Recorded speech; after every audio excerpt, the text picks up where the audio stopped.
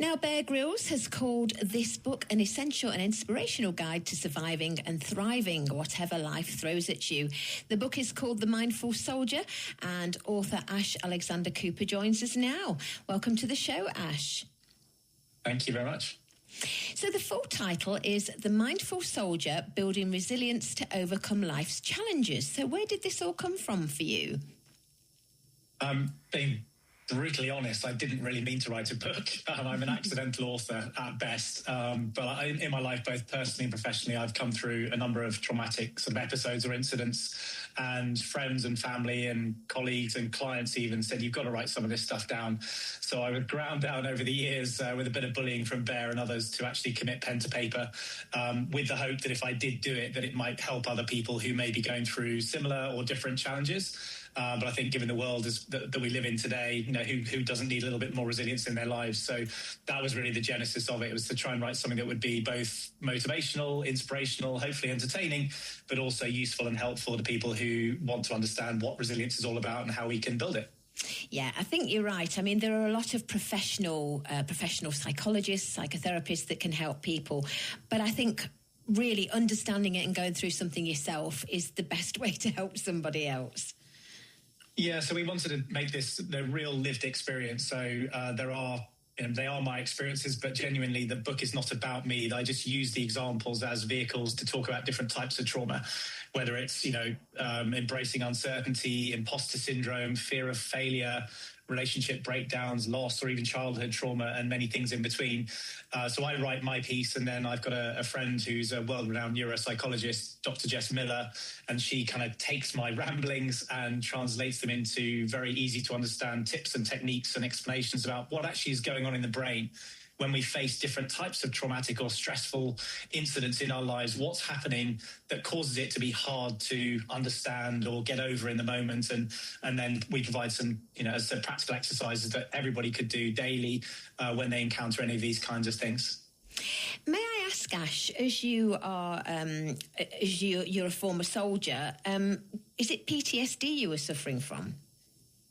I honestly don't have PTSD from my military service per se, and this is why it's such an interesting topic for me to have had to think about. Actually, my kind of traumatic life, I suppose, started as a child, and what I've learned in the course of writing the book and chatting with Jess extensively is that everyone's sort of tolerance of trauma or ability to cope with stress and these different kinds of external inputs is cumulative over time. So the fact that I was probably more able to get through my military career, and I've been shot twice, I've been blown up a couple of times, had a couple of helicopter crashes, a suicide bomber tried to kill me on my birthday once, and I've lost more than 60 friends and colleagues killed in action and many more wounded. Those incidents, the fact that I was able to get through them relatively unscathed, although I am technically disabled now, but mentally sort of get through them, I think is partly because of my exposure at an earlier age, actually, and my ability to tolerate those kinds of traumatic things. But this is the challenge, that anybody who's never really struggled in life or had a hard thing to get through will have less resilience to rely on, or your bank account of resilience is only credited once you've got through something hard. And that's why it's frustrating for so many people that we all want to be resilient, but you have to do hard things or go through hard things to build up that credit. Yeah, I think you're right. And trauma is such a huge word, isn't it? I mean, it's like grief. You think of somebody that's grieving and you think that a loved one's died, but you can grieve the fact that you can't have a baby, or you can grieve when you're going through a divorce. Trauma is the same. It's such a huge subject. And it's all relative. What may be extremely distressing and hard to get through for one person may be something for someone else that is just, pretty minor. I mean, as I said, I've had some fairly extreme experiences, professional and personal, and what I consider to be really tough, is very different from what someone else may consider tough, or what I consider to be, just another thing in life, may be huge for somebody. So that's the trouble. Everyone's brains are clearly very different, and that's why we want this to be a useful book, that everybody can better understand why things are hard. Yeah. So what sort of practical skills do you offer then, and techniques, I guess? Well, I don't want to be a plot spoiler and give them all away because people should go and buy the book. But I mean, some of them are really, really simple. There's one exercise called stop, where you just literally stop, take a breath, observe, and then proceed, hence the mnemonic stop. And that could be as simple as, you're suddenly faced with something, or you have that fight or flight when you see something that maybe you're getting angry about and you want to take action. And just having that sort of, back in the 80s, I think we call it a condor moment. Remember those adverts where you just sort of have a breath, feel yourself rooted to the spot before you then do the thing. And already some of the feedback I've had, there was somebody who reached out that they saw the person that their partner had left them for, and they wanted to effectively attack them in the hospital. And they just said, no, I've just read the book. I'm going to stop. I'm going to have a breath. And they said that was, really useful in that moment, just to remember that you don't have to react in the way that your brain might try and suggest you should do it in the moment. So, there's lots of really easy exercises that any of us can do. You just have to remember, that they exist, and these things can make a difference. Yeah, I have to wait longer than a moment, because I learned through speaking to somebody very much like you that you mustn't react straight away. If I get an email during, something to do with work or personal, I get an email or a message and I'm upset, I will react straight away, and then I'll think, maybe I shouldn't have said that. I have to wait 24 hours before I've calmed down and then do it. I was chatting to a colleague even this week, and we were talking about something that he wanted to respond, and he said, I'm just going to give it the weekend test. It came in late on a Friday. And he said, just let it settle over the weekend, and then if I still feel the same way on Monday, then I'll send the email. But we can all do that better, I think. But the way that the world is and how fast people expect responses to emails or texts, you feel obliged to respond immediately, but that's not necessarily always the best thing to do. Yeah, and it does make a difference. If I wait till the next day and I think to myself, I really don't need to react how I was going to react. It just you do change, I suppose. Like you say, it's fight or flight. Yeah, absolutely. And that's where Jess's inputs into the book are so important, because it just explains, whether it's chemically or just that fight or flight response, what is happening in the brain. It can't do two things at once in the moment. We want this to be really helpful. And again, the only reason I wrote the book was to help others. And that's why I'm donating 100% of any author profits, assuming there'll be lots, to veterans charities, in the hope that we may help more people, because this is not about me.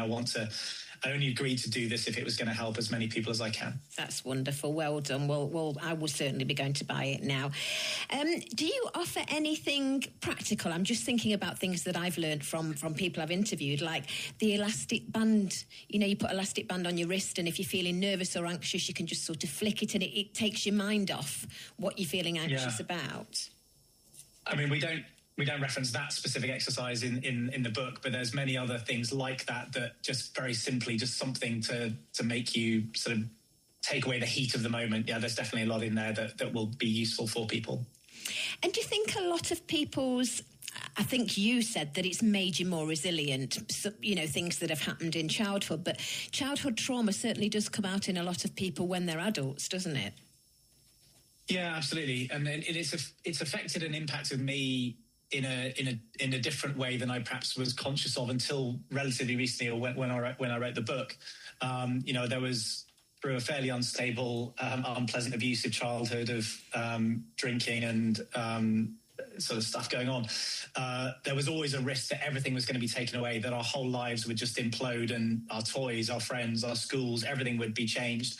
And therefore, there was this sort of urgency that you just had to get as much done as you could, and because it might not be there tomorrow. And that definitely, I think, is translated into my adult life, which I know can be quite exhausting for both my family and my colleagues, that I feel this urgency to do more and do more things at the same time. I'm not very good at sitting still or spinning just one plate. I always have multiple plates, because you and me both. I just feel like I want to just do more to help people and make a difference, and that comes with its own pressures, generally self-induced, but I try and make it a positive thing if I can. Well, I think it's a good idea, because if you've got a platform, which you have, you want something good to come out of something bad, don't you? Yeah, 100%. And part of the reason, and I hope 99.9% of people who read the book will think, wow, that's quite extreme, and that's never going to happen to me. I very much hope that nobody who reads the book has been shot or will be shot. And if nothing else, hopefully my experiences and the telling of them will put things in perspective, and people can look and say, well, if he managed to get through these things and that's how he did it, then there's hope for me too. And some of the feedback we've had already, I've had a suicidal veteran who literally was planning, weeks ago to have followed through and now says he's looking to the future with hope. I've had mothers who've picked it up when their children have put it down and they've found it helpful, who've just either lost a partner. Young people who are starting their first job who are really anxious about, are they going to be good enough? I mean, it's connecting with people in really different ways, which is lovely to hear. And I'm really, feeling very humbled by the feedback we're getting from so many different types of people. And I hope that continues. It must be very rewarding for you. Yeah, if it helps, I mean, it's fairly easy to say, if it helps one person, it'll be worth it. But every one person, every day, we're getting more of those one person, sort of bits of feedback, and cumulatively, it's making a huge difference. And I said it's extremely humbling that something that was started kind of by accident. Like I said, I didn't plan to write a book, is now making a difference for those who bought it, and it seems to be going up the charts. And as I said, every sale is going to help the charities that we really are keen to allow them to do more to help those in need. And as you say as well, everything's relative. I mean, you've got a suicidal veteran and then you've got young people who are nervous about their job. I mean, your particular anxiousness or trauma or whatever, depression, is personal to you, and it's not less than somebody else that's been through, all the things that you've been through. Yeah, absolutely. And as I said in an interview the other day, that just about everything that we face in life has happened before. It will feel very personal and you may feel completely alone and you're the only one who understands. But what we try and do at the end is really talk more about the community. You have a community of listeners in Spain and beyond, in Europe, and veterans have military communities, and whether it's a reading group or a sewing group or a band or a sports team, leveraging the power of community can be so positive. And it's just knowing where to go and not, being less afraid to ask, honestly. I'm terrible at asking for help or talking about things, or have been in the past. And what I've learned is that you don't necessarily have to be that close to somebody to make a massive difference to them. I had a colleague, or rather a client, recently who lost their teenage son out of the blue, completely a shock. And they found, as I see a lot with the folks I speak to, that the people closest to them, family and friends, avoided them because they didn't know what to say. They were so worried about saying the wrong thing. And that in itself made them feel even more isolated and alone as they were grieving. So I reached out and shared the book, and now we've become pretty close because they were able to open up and share how they were feeling, and that's made a positive difference. So it will always feel, when you're going through something really tough, that you may be really alone, but genuinely you're not, and it's just finding avenues that can help you. Yeah. And when you say clients, Ash, as well as being an author and obviously a speaker about this, do you see people to help people? No, not in the capacity of a therapist or a counsellor. No, just in my day job, I run an international airspace security business doing counter-drone technology, and I advise a bunch of other technical startups and have various ambassadorial roles with charities. So I meet a very diverse group of people globally. I'm off to Singapore on Sunday, and then Saudi Arabia and UAE. So I travel a lot. I spend most of my time on aeroplanes, which was amusing in itself, actually, when my publisher was saying we should do a signing in your local bookshop. Where is that? And I said, it's probably Terminal 2 or Terminal 3, to be honest. So we are actually looking to try and see if we could do something this weekend at either Heathrow Terminal something, or when I'm in Singapore or Dubai, duty free, because I spend more time there than I do in my local bookshop. Wonderful. Well, you certainly do wear many hats, because you're also a world championship athlete and an international musician. Well, that was a long, long time ago. That's yeah. That was if you want to know more, you can read about it. Another life. Yeah. Yes, we will be reading about it. And one more thing, congratulations. You have an OBE. Well, yeah, that was for other people's work. I just had a really great team, and it was after a lot of time in Afghanistan, and and that was really for other people's efforts. But yeah, I'm very glad to have been awarded or nominated or appointed by the Queen, which was nice. Oh, you're very, very humble. Well, I want everyone to go out and buy The Mindful Soldier, Building Resilience to Overcome Life's Challenges. It's by Ash Alexander Cooper, who we're chatting to now. And as he said, 100% of the profits go to veterans charities. Do you have any sort of website or social media if people want to find out more? Yeah, you can find me on all the channels. Ash Alex Cooper is my handle, and through Royal British Veterans Enterprise is one of the main charities I'm supporting, and also the Gurkha Welfare Trust. So if you follow any of those folks, then you'll keep up with the news as it progresses. But I appreciate any follows, and please go out and buy the book. Marvellous. Well, keep up the good work, Ash, and thank you for joining us. Thank you so much. Take care. Bye-bye. Bye.